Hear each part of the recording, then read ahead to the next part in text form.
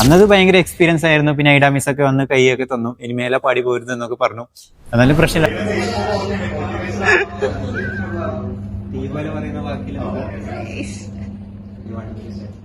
വട്ടമുഖത്തിൻ ഇരുധ്രുവത്തായി കർണഭൂഷണം ചാർത്തി മന്ദമാരുതൻ തന്തഴുകിയ കവിളണയിൽ ചെക്കിപ്പൂ പോൽ ചുവന്ന ചുണ്ടിനാൽ മുല്ല പൊട്ടുപോൽ മന്ദസ്മിതം പൊഴിക്കും അവൾ നാമം ഐഡാമിസ്.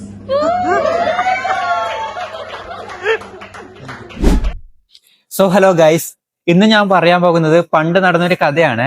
ഞാനില്ലടാ, ഒരു ദിവസം നമ്മളെ കോഴിക്കോടുള്ള ഹൈലൈറ്റ് ഓഫീസിൽ പോയി. അപ്പൊ അവിടെ ആരൊക്കെ ഉണ്ട്?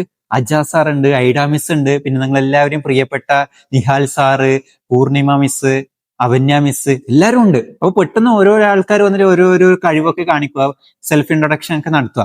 അപ്പൊ ഞാൻ എന്താക്കി, എന്റെ ഏറ്റവും പ്രിയപ്പെട്ട ടീച്ചർ എന്ന് വെച്ചാൽ ഐഡാമിസാ. ഞാൻ ഐഡാമിസിനെ പറ്റി മലയാളത്തിൽ 2 കാച്ചിലങ്ങ് കാച്ചി. ഒരു പാട്ടാണ്, പക്ഷെ എല്ലാവർക്കും മനസ്സിലാവുമെന്നൊന്നും അറിയില്ല. എന്നാലും ഞാൻ ജസ്റ്റ് ഒന്ന് പാടിത്തരാം. ഇത് പിന്നിലിടാ, നമുക്ക് ആരെ കണ്ടാലും വേണം പാടാട്ടെ. ഇതൊരു ടെംപ്ലേറ്റാ. ഇതാ: വട്ടമുഖത്തിൻ ഇരുധ്രുവത്തായി കർണഭൂഷണം ചാർത്തി മന്ദമാരുതൻ തൻ തഴുകിയ കവിളണയിൽ ചെക്കിപ്പൂ പോൽ ചുവന്ന ചുണ്ടിനാൽ മന്ദസ്മിതം പൊഴിക്കും അവൾ നാമം ഐഡാമിസ്. ഉഫ്, ഇത് ആരെ വേണമെങ്കിൽ നമുക്ക് പാടാട്ടാ, പെട്ടെന്ന് എടുത്ത് കാച്ചാൻ പറ്റുന്ന റേറ്റാ.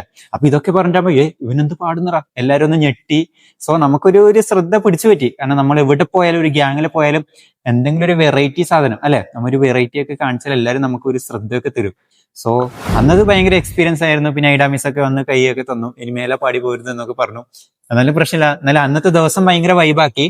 സോ ഇതൊരു ചെറിയ കഥയാണ്, പക്ഷെ എന്നാൽ ഇത്രയും ആൾക്കാരെ മുമ്പിൽ വെച്ച് ഇതൊക്കെ ചെയ്യാന്നെല്ലാം പറഞ്ഞാല് എന്നെ സംബന്ധിച്ച് ഭയങ്കര ഒരു ഹാപ്പി മൊമെന്റ് ആയിരുന്നു.